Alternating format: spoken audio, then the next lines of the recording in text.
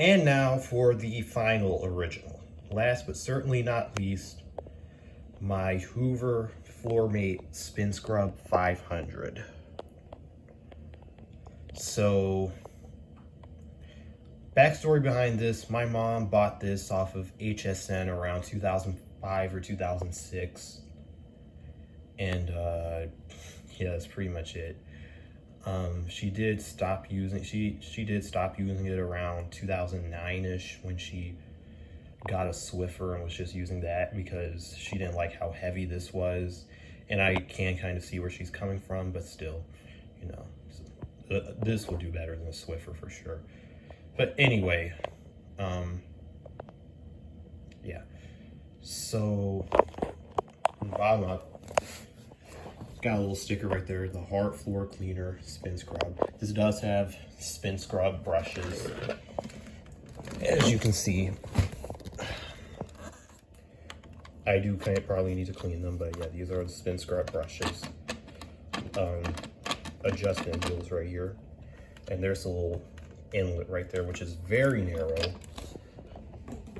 Oh man, this thing is heavy. Got the nozzle, which this nozzle does come off. You just push. It's kind of hard, but you just,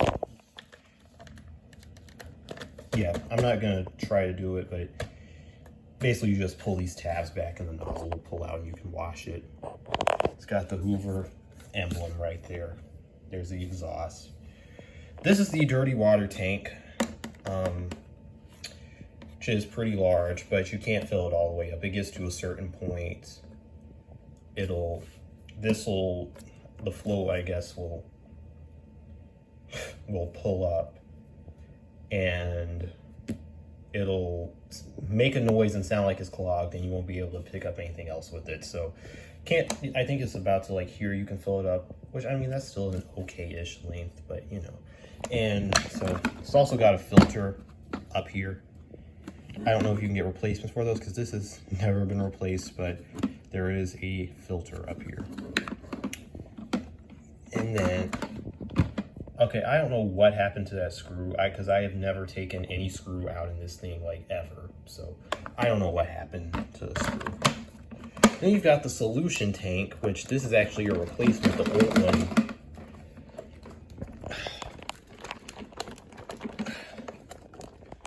whoa. The old one kind of got messed up. So yeah, here's the solution tank. You just fill it up to here. Basically, you put some solution in this little knob, which the knob just...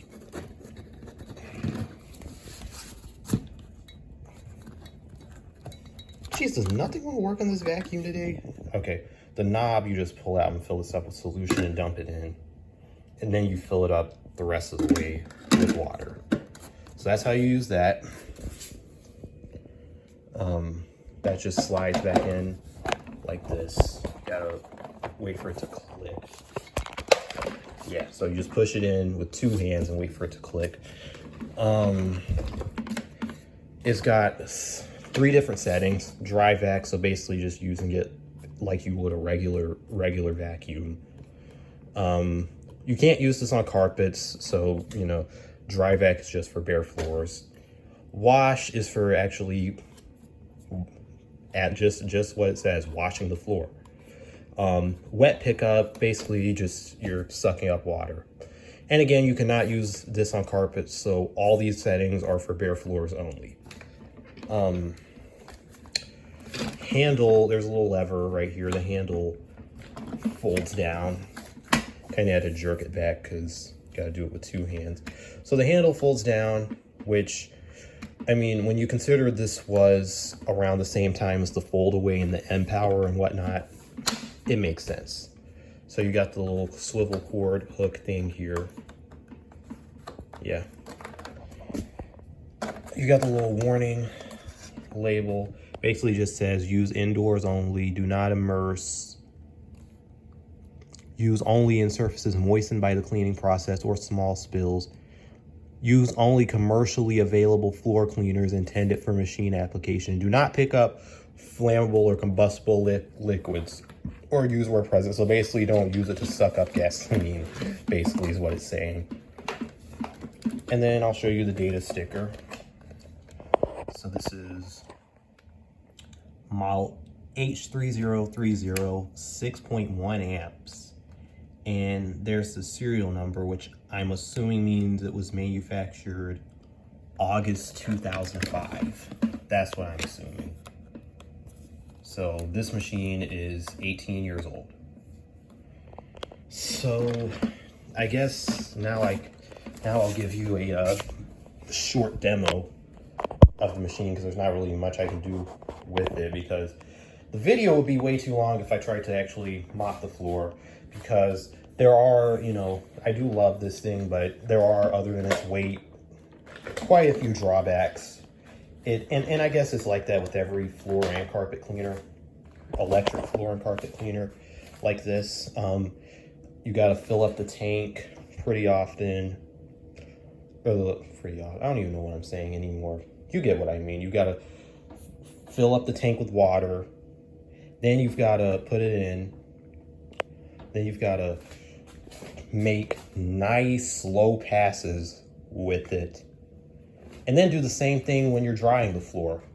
Either that or, and even then it still really doesn't get it dry, you know. You've just got to, sometimes you got to turn on a ceiling fan to get the floor dry, but it's still an okay machine. It still makes the floor look nice each time I've used it. But it's definitely not a machine without flaws. So now here's a demo. Power switch is up here.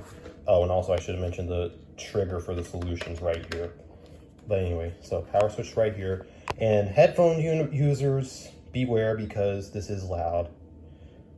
Okay, you've been warned. Here we go. If I can get, here we go.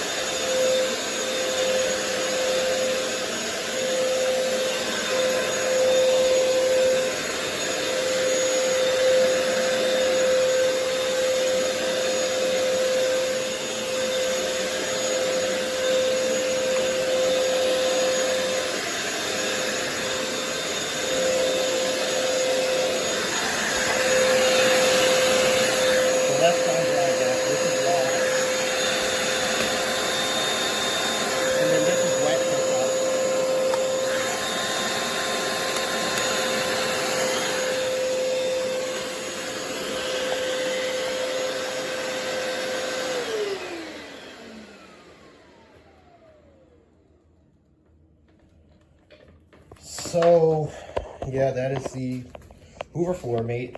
Other than, you know, all the time and how heavy it is an all right machine. Even now it's still okay. You know, I mean, you know, the Bissell Crosswave, against the Bissell Crosswave or something like that, I'm sure it'll probably, you know, be easier and probably be better just because it wouldn't take as long. But I mean, this is from back when flip phones were still the talk of the town, so, you know. Anyway, that was my Hoover FloorMate Spinscrub 500, and I hope you enjoyed.